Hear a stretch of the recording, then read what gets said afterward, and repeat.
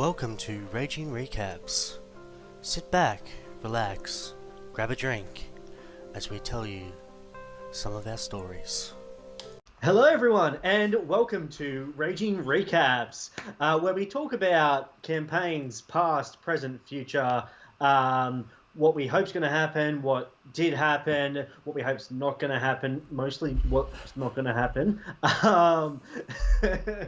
But before we jump into that, we're just going to have a couple of quick announcements. Once we reach 150 followers here on Twitch, we'll have another giveaway. Very excited about that. Stay tuned to our socials to see what that's going to be. Also, very exciting announcement. We have merch now. We have merch. Head on over to our website so that you can find out the links and see what we have on offer. I think we've got a couple of shirts, some cool hoodies, face masks and stuff. There's a whole bunch of stuff. I don't know. They didn't really give me a script or anything. I'm just riffing right now. My favourite's definitely the face mask. It's raging face mask. Gonna be great. Yeah, raging face mask. I know, right? It's like that little grin. And Jeremy, you want to talk about the fantastic charity that we support? Yeah, quick shout out to Beyond Blue. It's no secret we're in a bit of a crappy time right now, and Beyond Blue do a lot of work with sufferers of anxiety, depression, and so on. So if any of those things come up for you, strongly recommend check them out. beyondblue.org.au. Donate where you can, help out where you can. If you need a support, they're right there. Fantastic. Yes. Please be sure to check them out if you need them. I think that's everything for the announcements. I'm pretty sure, if I remember correctly. I know. I say we then just jump straight into recaps for last week's insane session. Let's have a look. Looking back. Looking back, I know this is going to be. Oh my goodness. Sorry, I'm watching the transition. That was awesome. Okay, let's kick off. Like that thing that came up in the sewers that ended up not being too strong, thankfully, but it caught the attention of that wizard that almost killed the entire party in one shot.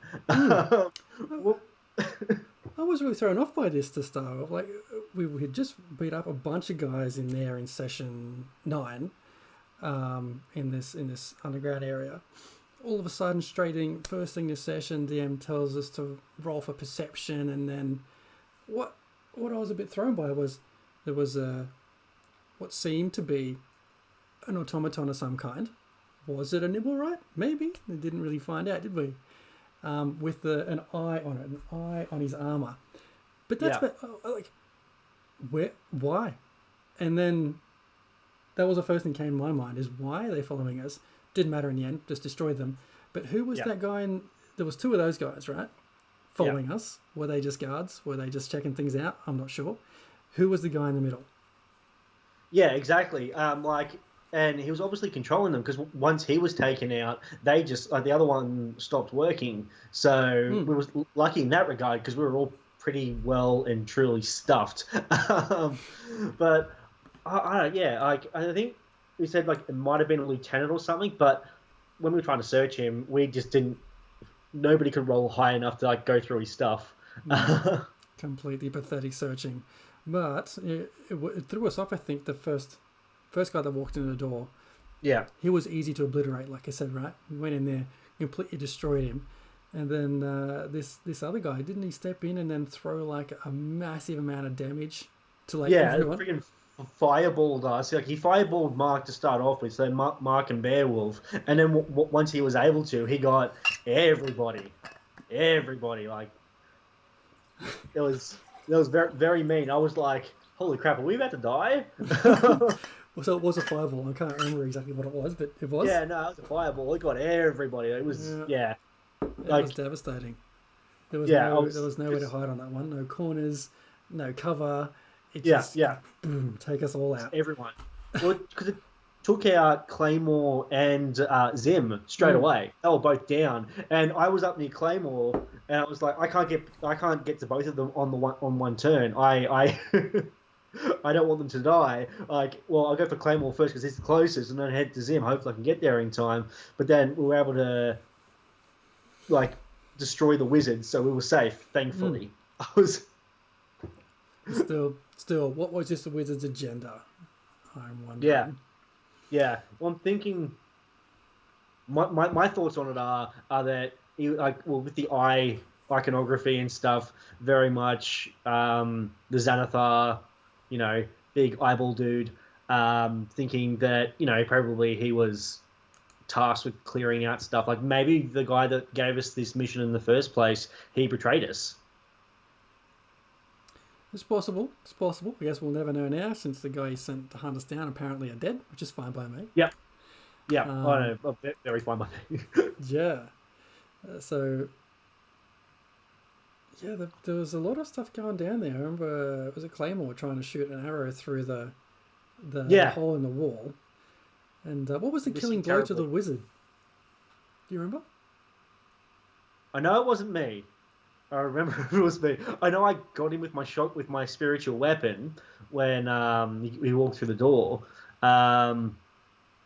Who did get? No, it was Soraya. Soraya got it to hit it. Soraya got the killing blow. I think it's the first time she's killed anything. No, she did well.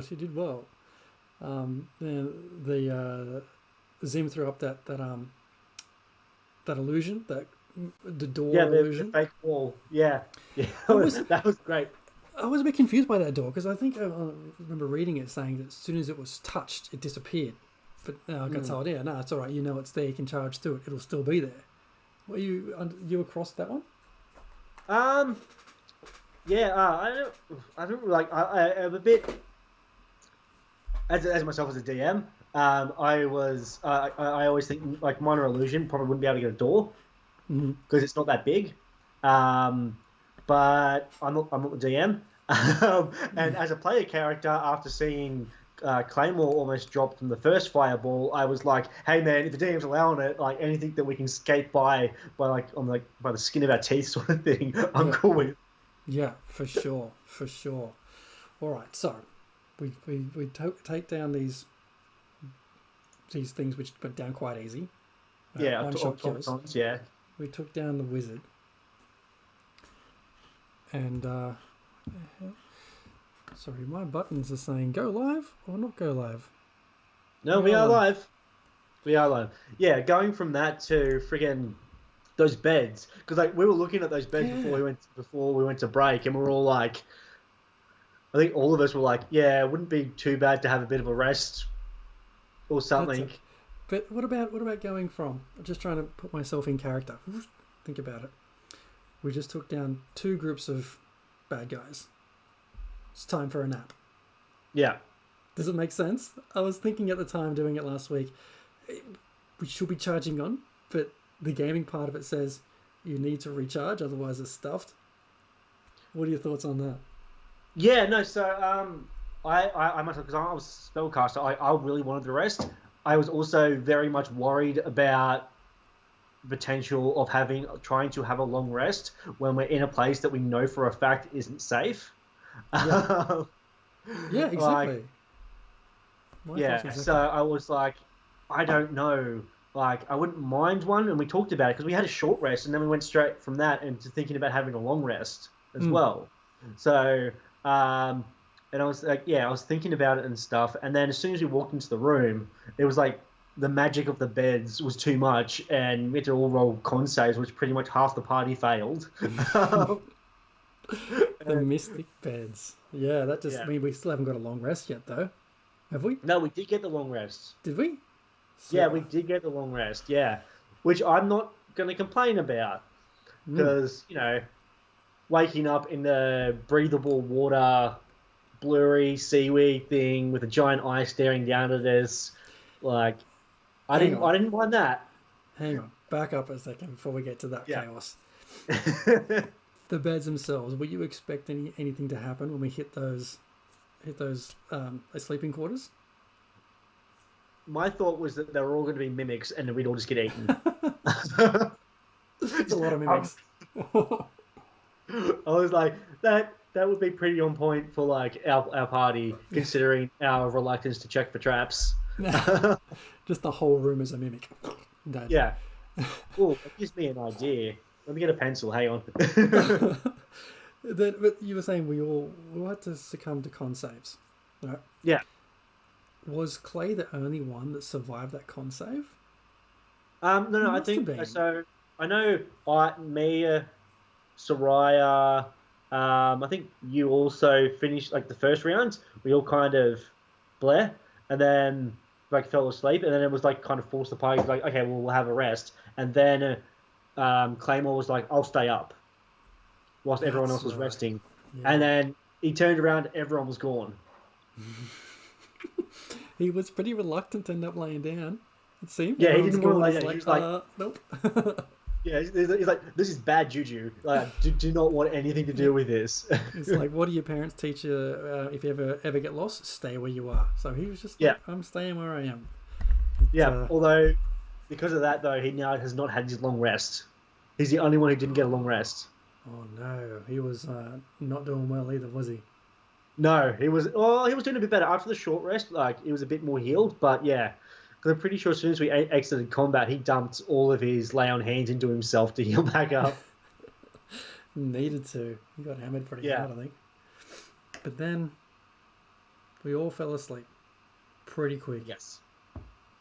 Yes, we sleep, did. Sleep wasn't much respite.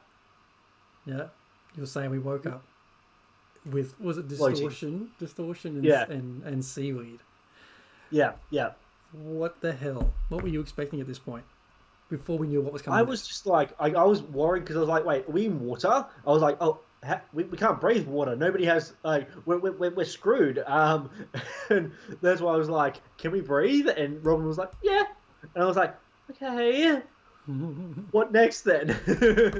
Exactly. That's why I was making Rand like really start to freak out and panic. No one wants to be underwater, especially waking up in a dream state or not. Yeah. Underwater, the first thing you're going to do is try and get the hell out of there. But he Yeah, was very it's- keen for us to just chill out and take in the surroundings. Yeah, no, I was very much like, I want to move, but I'm also like, I don't want to move because who knows what could be out in the seaweed.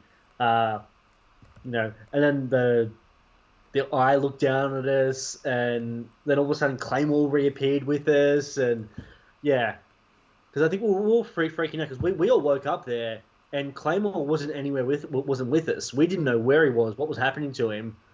So I think that's the other thing why we didn't want to move, because we just didn't want we didn't want to lose him. Yeah. That's exactly right. We didn't want to go stray too far either. But I was kind of hoping he would be able to wake us all up or somehow get us back to the real world, because now it doesn't Now seem like we're in we a good spot. We are really not in a good spot. We are in. Oh, I'm just gonna say we are fighting a goldfish. We are fighting a giant. A giant goldfish. I think it's a normal sized goldfish, and we've been shrunk down. I think. That's what I thought. But is it? Like, yeah, you would think we're shrunk down. Right? We're Yeah. tiny. There's a goldfish. But then, how real is it? I don't know. Like, in the realm of possibility, like in the realm of D&D, where you're dealing with magic and things that, you know, well, you got dragons, and you've got freaking. There's the Feywild, there's Fey beings, there's elder gods, and all this type of stuff. No. It's not outside of the realm of possibility of that this could be real. I mean, I can literally, well, next level. I mean, this level coming into this week's session, Robin, if you're watching. Level 5. Yeah, but like, you know, clerics level 5 clerics can bring people back from the dead. So, being shrunk down and turned in being fish food. I'm going to go with that. It's definitely not dreaming. Mm. I'm on that side. I think this is real. I think this is real. Okay, let's go down that path. We are in the goldfish's environment. Who found us out? You think we've been set up by that guy? I forgot his name. Xanathar. Not Xanathar, the guy that stitched us up in the bar and tried to get us to Oh, come and yeah, claim I his. had no idea. I actually, you're much more prepared than me. I can hear you flipping through your notebook. I've left my notebook on the kitchen table. It doesn't Yeah, help no, me. I It actually, doesn't. yeah, I don't know, but I think, well, because they knew we were in there anyway. Because those guys that attacked us to begin with, the beginning of the session, they came from behind us, and we weren't exactly subtle Mm. when we entered, Mm-hmm. getting into a big fight with all those bugbears. So yeah, and it wouldn't be with outside of the realm of possibility that we have stumbled into like a magic trap of some sort, and it was very much designed to capture intruders. Mm. What does that mean for us then? Fish food, fish food. Okay, We hang on. Hold that thought for a second.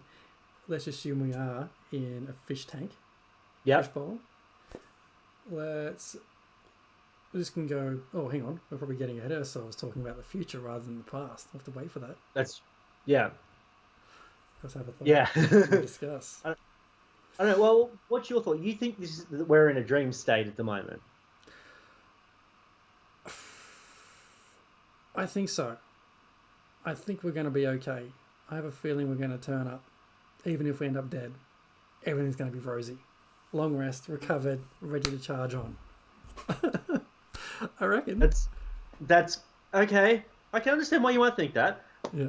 My only other thing for that is Claymore.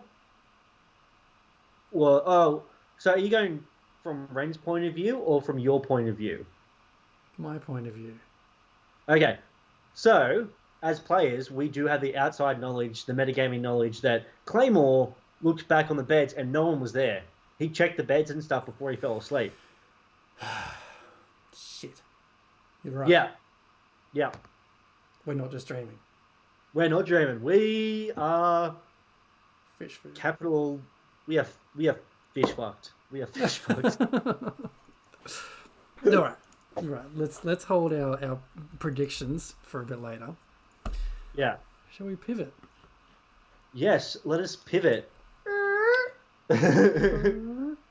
Cool. There were a couple of things I wanted to pick your brain about, having DM'd in the past, about how, I guess, the situation we were in last week. Because I know that in the break it was somewhat discussed that we had to wrap up or start to figure out what's going on. Yeah. And I know Robin threw out there, "Oh, it's all right. We'll make it work." Right? I reckon that was the goldfish incident. Do you reckon that was his pivot? I reckon, yeah, that was. I haven't read the Waterdeep book, so I don't know what to expect. I have a suspicion that during that first part of the session, Robin wasn't actually paying attention to the stream or anything. He was on Reddit or something, and he must have come across this and just gone, yes. Either that or that man is a genius on Matt Mercer's level to just pull this out of thin air, and he's a freaking goldfish. It's crazy. It's crazy. How do you prepare for something like that? Like, how do you because we entered where all the beds were, and I know Robin said, "Oh, there's a door here and a door there." Yeah, yeah, And we came back from break, and we're all in a fish tank. yes. How do you prepare for that kind of thing? Yeah, also like like as a dungeon master, like it's pretty easy, like because we're in a nice confined area. We're in the sewers and stuff, and you can have that mapped out and stuff. And this is what happens here and sort of thing. This is where this takes you. If you're in like an open world sandbox thing, that's a bit harder to plan for. So unless you have like hours of time to plan everything happening in a particular like city or something like that. Yeah. So like the bug. So we entered this bugbear encounter. We did okay with that. Then we fight the other things coming up behind us. The wizard, the animated tree armor dudes, and then you hit the party with like a big boss sort of thing, because like the way like, it's fun and all to go and fight a big boss straight away, but the big boss might not last very long because the party is at full health and everything like that. And you want also to have your boss to be a very memorable combat experience, hence Goldfish, hence Count Gusula, hence things like that. For player party, there's no way. As a player, there's no way you can plan for what the DM's going to throw at you. You can just like go, all right, like as a spellcaster, I have a good mix of healing and combat and utility spells. That's all I can really do, unless we know for a certain fact we're going to do, like, go on a heist or something like that. I would go, okay, well, what can I use that will be a bit sneakier and stuff like that? For example, I took the locate object spell to help us locate the thing that we're looking for, the Eye of Galore. Other than that, everything, I didn't change any of my other spells. I was like, I'm keeping this thing because that will very much help us. Yeah, fair enough. When you normally design an encounter, what do you take into consideration? Do you just go, are you like by the book, or do you, because obviously designing like a battle arena or something like that. Yeah. I'm keen to figure out or understand how you come up with which big bad you want to throw in the mix, how well balanced it's going to be based on the variable number of people that might turn up, and their different skills, and if they turn up with a random character, how the hell do you keep all these variables in play to come up with a good, fun experience? Yeah, well, I like the way I do it is I work backwards. I go monster, and this is what you guys are fighting. Cool. Is it going to be too difficult? Well, it's usually like there is in the monster manual, there is a thing to calculate if a challenge rating is going to be too hard. Most of the time, though, I think to myself, it's sink or swim. This is what you're getting. So, like, throwing a vampire at a level 5 party, but there was a lot of you. So I was like, you guys actually might have a chance. So, like, you know, the monsters and stuff, they've got their challenge ratings. So vampire, for instance, CR 13. And level 13 party might have trouble even just against a CR 13 vampire. So you might throw something a little bit weaker at them. Or the way you do it is, say they have the minions fight the party first, and then they encounter the bad guy, and you can kind of fake having your big bad be a threat. Because your party, they're low on spells, they're low on health after throwing a couple of minions and stuff at them. Because nothing worse than throwing something that you think is going to be an awesome, epic, long encounter at your party, and they fly through it in like 2 rounds. And then you're like, oh, that's what I thought was going to be, a long encounter is now over. Now I've got to get back into the story, get prepared for all that sort of thing. I've had that happen to me quite a few times where I've just underprepared an encounter and the party's done something that I wasn't expecting. Like in my home game, there's these creatures that are invisible and only certain people can see them. Like only children can really see them. And then I threw it at a couple of them at the party, and then the party was just like, cool, can I try and perceive where it is? And they rolled high enough, and I'm like, all right, I'll allow it. And he's like, cool. And he threw a blanket over it so that everyone could see where it was. And I was like, shit. What do you do? Yeah, exactly. In that situation, I'm like, cool. What else can I do? And I'm like, well, I do have this thing that's been floating around, and I want them to see if they can finish it or not. So and then I pulled that in, like, to the situation as well. And it worked kind of well because of where they were. They were able to close enough to a zombie horde that I was able to throw a zombie beholder at them as well to try and make it a bit more of a meaty encounter, which they then also very quickly killed as well, because zombie beholder, when against a higher level party, doesn't have much chance. And I kept rolling terribly on the different eye rays. It was always like the paralysis one and stuff, and everyone would like make their saves, and it's just like, cool, that's fine. So here's the strategy.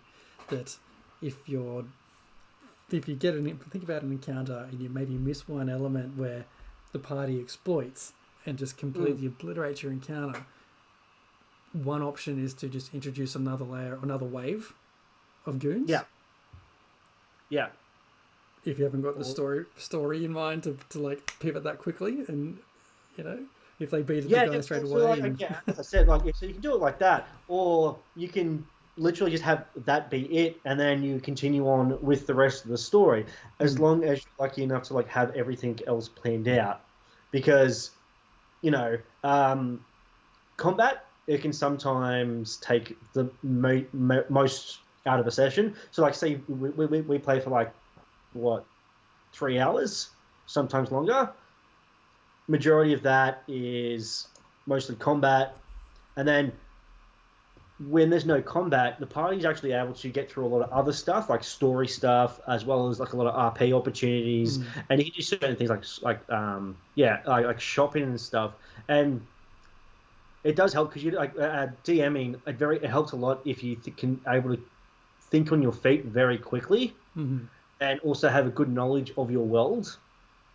Because there's nothing worse than a party going somewhere and then the DM has to think about what is there or have to read a certain thing because they weren't expecting the party to go there, sort of thing. So preparation is key. DM prep is key to any D&D game, except really for Battle Arena so much, because Battle Arena is literally just know how to control the monsters.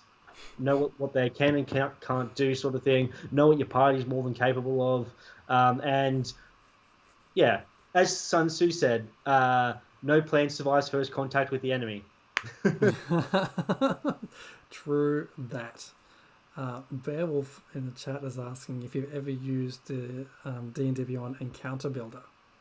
Not yet. I still haven't had a chance to go through the stuff that was provided to us last session. I was planning to do that tomorrow, but got work stuff to do, got paperwork and stuff to do. So maybe Wednesday before the next session, I'll have a look at everything that's available. It does sound interesting. It would be cool to use. I also do just like to flip through the books every now and then and just be like, that thing looks cool. I'm going to use that. Whether it fits in with what you want to do or not. That's another question. Exactly. There's two ways you can approach this, right? One you've just mentioned, find a cool monster and just the monster pops up and attack. Yeah. How much of that would you say is normally done versus letting the story find the monster? You know what I mean? Whether you try and force a bad guy in there or let the story uncover the type of monster it should be. Yeah. Well, that's what is really cool. A lot of I think it's the Dungeon Master's Guide or the Monster Manual or one of the other books and stuff, and in a lot of the campaign books, it has encounter tables. So you roll your dice, and if it's certain numbers, you have an encounter, and then based on where the party is and stuff. So say you're in the Arctic, it wouldn't make sense that you would be fighting a fire giant in the middle of an Arctic environment. You'd more than likely be fighting something ice themed, like a giant, I don't know, ice worm or something like that. It wouldn't make sense that, and a lot of those tables are also based around character levels. Okay. So you roll. Okay, we have an encounter. Cool. Roll on the encounter table and making sure you're on the right table for the character levels. Otherwise, because you don't want to throw an epic level monster like an ancient dragon at a level 5 party, because the party's going to get killed in the first breath weapon. Have you ever done something like that just to see what happened? No, not yet. No, in my home game, the party in my last session, the party fought Strahd for a little bit, and they fought his henchmen for a while, and then once they killed the henchmen, Strahd was pretty pissed off, so he got them. He charmed the entire party pretty much, and got them to give over some of the things that he had that I had given the party. So an ally that they had. And another thing that the party had, and then he took them, and he almost killed the wizard with one fireball because the wizard even level 7 doesn't have very many hit points. Plus, had been already fighting something else. So, yeah, Stride's nasty when he wants to be. Speaking of Strahd, you're running that for your home game. You said for your other sessions. Mm. Is that something you would read cover to cover before you attempt to DM it? I would, and I did. And then I just go back over, like, if the party's going to a certain location, cool, reread what's in that location, refresh myself before the session. Usually works, can usually work, but having a good understanding of what's in the actual book is also really good. And post-it notes. My Curse of Strahd module book has each chapter marked, so I can quickly flip to it, or any interesting things about characters and stuff, I can quickly flip to it, and not and try and make sure that I have give the players the correct information, because you don't want to give them the wrong information.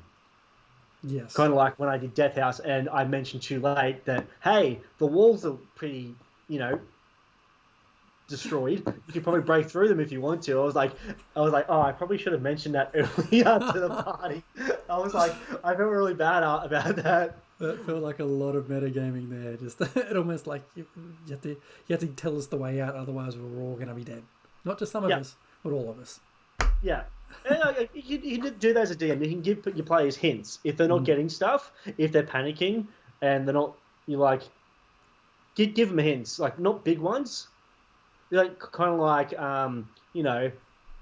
your player asks to do something that isn't really possible, you just say, you can certainly try. So that way it's up to the dice, and yeah. Yeah, I like it. What about talking about encounters and designing for encounters? Talk about monsters. What about designing like a puzzle encounter? I don't mind puzzles. They're fun. I don't have too many of them as a DM. Mostly because I don't run puzzles very well. I prefer using traps. Like there are certain ones you can get. Like I couldn't come up with an original puzzle to save my life.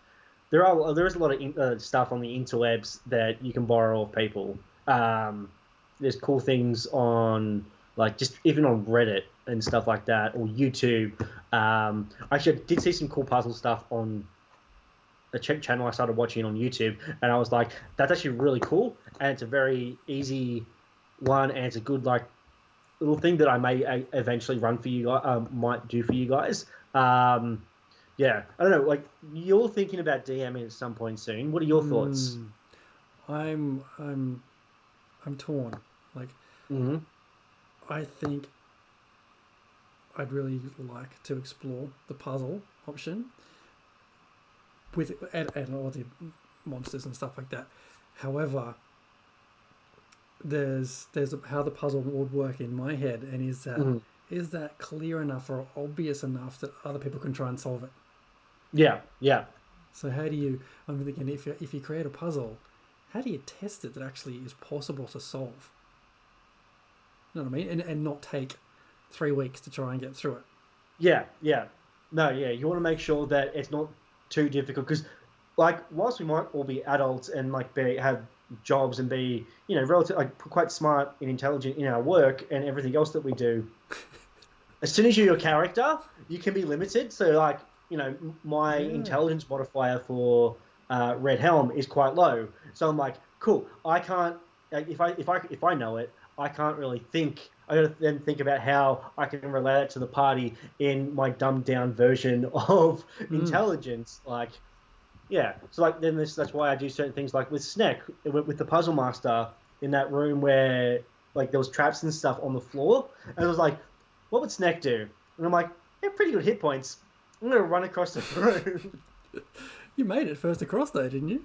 Yeah, I was first across. I was very happy. I only took about 5 points of damage anyway, because Robin rolled really bad. Yeah, that was a good session, that one. It was funny. All right. I want to talk about where we go from here. I know, right? Where we go is we end up as fish poop. You reckon we end up as fish poop? We I don't know what it's gonna do. Like I did get my radiant my guiding bolt off on it before we ended the session. Mm-hmm. So the next attack against it has advantage. Hopefully that's a crit. Also, I don't know what's going to happen if we kill this thing's goldfish. Is it going to be happy with this? Is it going to be really pissed off? Is it going to... Yeah, because we're also really tiny right now. We are teensy tiny. Yep. And we've also been told the Xanathar is something that you don't want to piss off or fight against. Mm-hmm. So, what do we do? What do we do? What do we do? Like, are we safe if we fight this thing? Yeah. Yeah, you're right. We're stuck in mid battle with this thing. Mm. Do we, in this week of metagaming, say, you know what, we shouldn't be in this fight and try and pop out of the goldfish tank somehow? Yeah. Of course not. We have to try and destroy the thing because otherwise we're going to get... I mean, hasn't Zim already been eaten by it? Almost. He almost got eaten by it. Oh, I thought he was. If I remember correctly, I don't know. I might have to rewatch the stream before next session, at least like the last little bit. Yeah, yeah. And so, what happens? I mean, for all we know about Xanathar, this goldfish is his prized possession, is it not? Yeah. And now we're about to kill it. We've heard very much that we don't want to fight the Xanathar himself. No, and if we're in the fish tank killing his fish, he's not going to be far away. No. Well, no, he was there. He was in the room. Like, because remember, he described there was an eye watching us, a big eye was watching us in the thing and started talking to us. And then I tried to shoot something, guiding bolt or something at it, and it just laughed. So, yeah. I did think it was gracious of the DM of Doom to give us the ability to, things like fire bows and arrows underwater, which I thought I was going to be completely screwed with otherwise. Yeah. Which I guess helps to balance things out a little bit. But yeah, I can't see a good way out of this at all. We kill it. What happens? We end up surfacing in this fish tank as little like flea-sized things, or we kill it. We go back to where the beds are and go, oh, we woke up, fantastic, we're dripping wet. Yeah. What if the magic only works so long as we're in the water? What's a magic? Right. So if we start to swim, if we swim up and get out of the water, will we return to our normal size? Your Red Helm is welcome to go and find out. And see if, Red Helm isn't good. This is me play character. Would that work? As Red Helm wouldn't think of that. Red Helm would be like, kill this thing that's trying to eat us. Yeah. He does not want to be where he is right now. He does not want to be there. He's not happy. So we kill it. We can turn up back at the beds. We can try and avoid it and swim out and try and pop out normal size. Or we're killed by it. Now, what's the scenario there? If we look at what happened in Death House in the last few weeks, death at the start wasn't necessarily a bad thing. What's going to happen here? Do we literally become fish poop?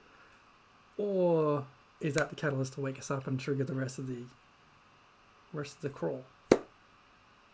Well, it's going to be up to the DM what he wants to do. Like, if it TPKs us, it just means that Robin has to be ready to do the homebrew. Maybe that was his play all along. Just kill him with a goldfish. We'll move on with our lives. Yeah. Well, I really don't like. I don't want to die like this. I don't want I don't want my character to die like this. I'm quite attached to Red Helm. Like after playing him for 10 sessions, I don't want him to die by being eaten by a goldfish. Just not right, is it? It's not. It's a very shitty way to go. It is a bit of a spot of bother though, given that there's no one left outside to try and find where this fish tank is and get us out. We've got to basically fight our way through this goldfish to find out how the hell to get out of this thing. Yeah, exactly. But we have the whole party. We have the whole party's with us. That's a plus. The other thing that occurs to me is that possibly the portal to get out of here is inside the fish, which... What? I know, right? Imagine that. Like, the way to get out of the fish tank is through the fish. Oh, We'll ask Zim if he has been eaten by it, if he wakes up somewhere else. it would be something that Robin would do, wouldn't it? Put the exit inside a fish. Yeah, Just yeah, madness. exactly. So he's fighting a giant fish. Now, if we go back to the actual dungeon itself, something else I just remembered before was that this was the same sewer system we were in like session 3 or something, Yeah, where we figured out that if there was a way out near where we were into some tavern owner's cellar, or was it just some guy? But the opposite direction, there was it a mind flayer? Mind flayer? yes, it was a mind flayer. Yeah, yeah, with Yes. these little brain pet things. Yes. And I remembered in that last session that this was a guy who seemed to have something we wanted, but after pretty much defeating us with his little brain guy, just up and poof, took off like a fart in the wind. Yeah, and no time for us. No time for us. So, what then would be the next move, given everything we know as players of what's happening right now, trying to predict what's supposed to happen in the book? Let's try and do that. Do we? Okay. Do we turn into fish farts? Is that the next right step? Or is there some other way to find these stones? Or do we have to get back and find this mind flayer? I think we have to stick out where we are, because we know for a fact that there is one stone with the Xanathar, one eye with the Xanathar. We need that, and then we'll just have to we're gonna piss off this Xanathar. If we survive, and get this eye, we're gonna get. So we're gonna be chased by him. Mm-hmm. Not to mention the fact that if we kill these fish, we'll be chased by the entire guild. Not to mention there's the Zentarum, Bregendarth. There's a couple of shady operations that all want the stone as well as us. Well, we have the stone. So we have a giant target on our back. Mm-hmm. Does everyone? But Phantom Dennis is hidden the stone, so... Phantom Dennis. Where would we be without Phantom Dennis? Yeah. So... Do these other groups know that we have the stone? Or not? Well, the guy that walked in and gave us this mission that we're currently on, he seemed to be aware that we had it, if I remember correctly. We didn't take it quietly, did we? No, we did not. We chased down the nimble right and shot him in the back and then just stole it, right? Yeah. On the rooftop chase. Unfortunately, we didn't get that one on stream, but we played it anyway because we were all geared up to play some Dungeons and Dragons. But yeah, we weren't quiet about that. We were not. I'm surprised that we've been able to keep quiet so far. If these other groups knew we had this stone, why have they not come for us yet? Maybe they don't know. Well, maybe some of them do this, haven't gotten around to their plan, because we moved pretty quickly, because it literally we went to the opera, we had a D&M session with the entire party, we had planned to go in a couple of days' time to the fight pit, and then it literally turned to the next day we were going to go and sneak in through the sewers. Yeah. So you got to think, like, it's not been very long, so, and if you're a, shady guild and stuff, you want to make sure that you have a plan that's going to, actually pay off. That's true. It's been like a day or 2 days. Yeah, it hasn't been very long. Like we've only had the stone for like 72 hours. Right. So where to from here? Out of the fishbowl. I want to be out of that fishbowl so bad. Yes. I think we absolutely need to get out of that fishbowl, but I guess we'll have to wait and see how we do that on Thursday. Yes. Be sure to tune in for that, viewers. I'm actually a little bit worried about how it's going to go, but hey, it works out well because we've got the entire party. Like we got some smart cookies, and we got some things that hit things very hard, like Beowulf. We really do. Beowulf smash. But that's where we'll end tonight's session of Raging Recaps. Be sure to tune in on Thursday night at 8:30 p.m. Australian Eastern Standard Time. I think that's 5:30ish Central. 5:30 Central, I think, at this stage. I saw you post something about Central, and I'm like the station. Yes, be sure to tune in for session 11 of Waterdeep Dragon Heist, where sink or swim, something cool's gonna happen. Something's gonna happen, and don't forget to find us on all the other socials. All of them: Discord, Facebook, Twitter, Insta. We have a website. There is merch on our website. We have shirts and masks and hoodies and possibly handkerchiefs. I don't Whatever know. you want. I think Rod may have added some more stuff. you can even design your own merch there with our logos and stuff like that. So if you want to roll your own hat or whatever, the possibilities are there. Wait, you can do that? You can do that. You can roll your own. Oh my god. Pretty Oh awesome. my god. I know where I'm going after this wraps up. Yeah, for sure. Don't forget also, I reckon you should all come and join us on our Discord channel, our Discord server, sorry. It is growing quite quickly. We've just set up recently a looking for group area. There's a whole learn to D&D area, so if you want to get your questions answered and come and find a group of people to begin that journey with you, it's all on our Discord channel server. Yeah, and speaking on that, we have had our group from RR&D actually in tonight. They are doing second session of their campaign that we helped to create, which is, as Rod said, it is weird, beautiful baby. Some crazy monster is created. Yeah, it's been awesome. Yeah. And if you haven't seen last week's episode, be sure to check out our YouTube channel where we curate all of our streams and stuff. Add any music if there is no music for some reason on the stream.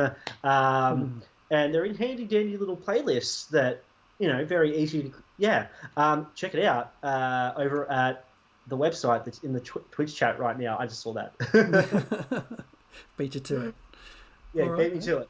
All right, so are we raiding tonight? Who are we raiding? Oh god, you caught me off guard. Let's just keep chatting for a moment, and I'll find someone to raid. Yeah. If also don't forget, people, 150 followers giveaway. I've been very muchly told by everyone in the Raging Rolls group that I am not allowed to enter and win. So that's one less person to compete against. Okay. It is. Okay. All right. Also, yeah. As I said, Thursday, 8:30. Be here. We'll go head over and raid Dreaded GM. Woo! We can. Be sure to tell them Raging Rolls sent you. Yeah, for sure. And we'll see you on Thursday. See you Thursday, guys. Bye.